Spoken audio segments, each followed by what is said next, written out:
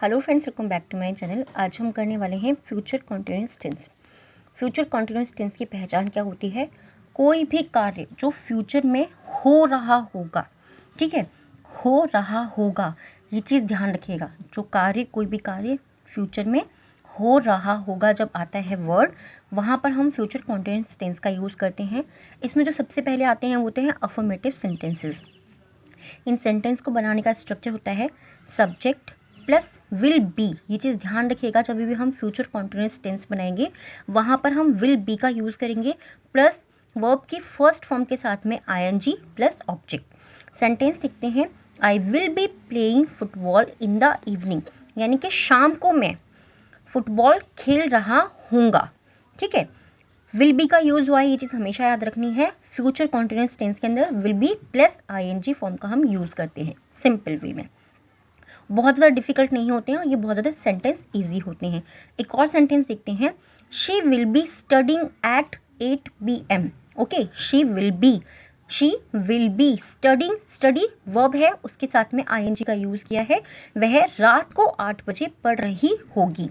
एक और सेंटेंस देखेंगे, they will be travelling to Delhi tomorrow, वह कल दिल्ली जा रहे होंगे। अब सबसे इंपॉर्टेंट चीज़ क्या है, यहाँ पर इतने इजी होते हैं ये फ्यूचर कॉन्टिन्यूअस टेंस क्योंकि यहाँ पे आपको हर एक सब्जेक्ट के साथ में सिंपली विल बी का यूज़ करना है। ठीक है, नेक्स्ट सेंटेंस जो इसमें हमारे बनते हैं वो है नेगेटिव सेंटेंस, जिनको हम नकारात्मक वाक्य बोलते हैं। वीडियो के लास्ट में मैं आपके साथ में कुछ इंपॉर्टेंट पॉइंट्स भी शेयर करूँगी जिससे आपको ये सेंटेंस कभी भी प्रॉब्लम नहीं देंगे। इनको बनाने का स्ट्रक्चर जो होता है हमारा, वो होता है subject will not be plus verb ING form plus object. ठीक है, एक सेंटेंस लिखते हैं, I will not be sleeping at that time. I will not be, ये चीज़ याद रखिएगा, जब भी हम नेगेटिव सेंटेंस बनाएंगे तो हम क्या करेंगे, will not B. Okay, will be affirmative sentence के अंदर हम यूज़ कर रहे हैं और विल नॉट भी हम नेगेटिव सेंटेंस के अंदर यूज़ करेंगे। मैं उस समय सो नहीं रहा हूँगा। I will not be watching TV in the morning, मैं सुबह में टीवी नहीं देख रहा हूँगा। ठीक है, एक और सेंटेंस देखते हैं, we will not be waiting for you, हम तुम्हारा इंतज़ार नहीं कर रहे होंगे। हम तुम्हारा इंतज़ार नहीं कर रहे होंगे। तो यहाँ पर इंपॉर्टेंट चीज़ क्या है, विल बी की जगह हमने विल नॉट भी कर दिया है नेगेटिव सेंटेंस के अंदर। इसके बाद जो हमारे नेक्स्ट सेंटेंस आते हैं उनको हम बोलते हैं इंटरोगेटिव सेंटेंसेस। इंटरोगेटिव सेंटेंस होते हैं प्रश्नवाचक वाक्य। इनमें सिंपली हमें यस और नो के अंदर आंसर करना होता है, तो ये बहुत ज़्यादा इजी होते हैं। इस तरह के जो क्वेश्चन होते हैं, इनको बनाने के लिए फ्यूचर कॉन्टिन्यूअस टेंस में हमारा जो स्ट्रक्चर रहेगा वो होगा will plus subject plus be plus verb की फर्स्ट फॉर्म के साथ में आईएनजी और ऑब्जेक्ट। एक सेंटेंस देखते हैं, will you be coming to party, क्या तुम पार्टी में आ रहे होंगे। Okay, will she be cooking at night, क्या वो रात को कुकिंग कर रही होगी। ठीक है, या वो खाना पका रही होगी। कुकिंग का मतलब होता है खाना पकाना सिंपली, तो क्या वो रात को खाना बना रही होगी। इसमें क्या आपको ध्यान रखना है, इसमें आपको ध्यान रखना है विल के बाद में सब्जेक्ट आएगा और फिर हम बी का यूज़ करेंगे। फ्यूचर कॉन्टिन्यूअस टेंस जो है ना, उसमें एक सबसे इंपॉर्टेंट चीज़ है विल बी साथ में आएंगे। बस ध्यान देना है, नेगेटिव सेंटेंस में हमें नॉट यूज़ करना है बीच में, और इंटरोगेटिव सेंटेंस के अंदर हमें सब्जेक्ट यूज़ करना है। एक और सेंटेंस देखते हैं, will they be playing cricket tomorrow, क्या वे कल क्रिकेट खेल रहे होंगे। Will they be playing cricket tomorrow, क्या वे कल क्रिकेट खेल रहे होंगी। नेक्स्ट जो हमारे सेंटेंस आते हैं वो होते हैं WH फैमिली वर्ड्स।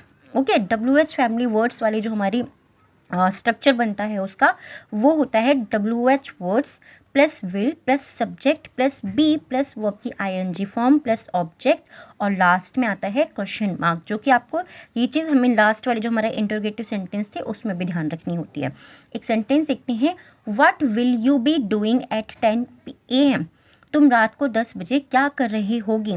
अब देखिए यहाँ पर क्या है ना, WH वर्ड्स जो होते हैं ना, उनकी खासियत ये होती है कि इनमें जो आपको क्वेश्चन का आंसर देना होता है वो थोड़ा सा बड़ा होता है, या तो एक सेंटेंस के अंदर या ज़्यादा सेंटेंस के अंदर देना। आप इनके आंसर येस और नो में नहीं दे सकते।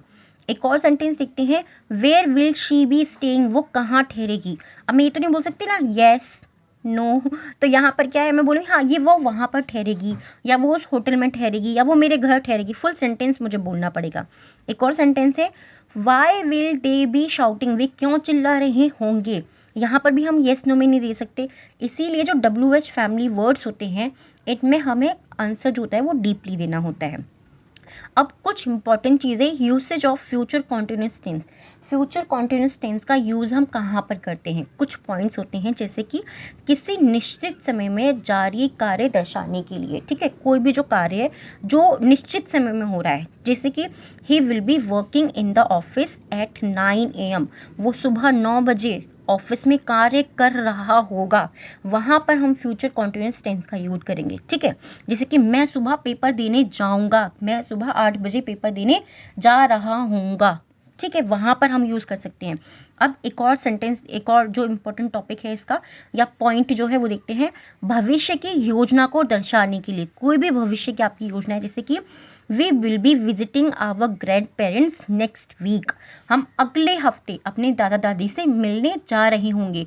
तो क्या ये एक प्लानिंग है जो हमारी नेक्स्ट वीक की है, जो हमारी फिक्स है, वहाँ पर हम फ्यूचर कॉन्टिन्यूस टेंस का यूज़ करते हैं। थर्ड जो पॉइंट आता है इसके अंदर इंपॉर्टेंट, वो होता है शिष्टाचार दर्शाने के लिए, यानी कि पोलाइट इंक्वायरी के लिए, जब हम पोलाइट वे में किसी से कुछ पूछना चाह रहे हैं, कुछ जानकारी लेना चाह रहे हैं। Will you be joining us for dinner, क्या तुम हमें जो डिनर है या रात का जो खाना है उसके लिए हमारे साथ शामिल होगे। तो सिंपली जब आपको पोलाइट इंक्वायरी करनी है, पोलाइटली किसी से कुछ पूछना है, वहाँ पर इन सेंटेंसेस का हम यूज़ करते हैं और वो होते हैं फ्यूचर कॉन्टिन्यूस टेंस।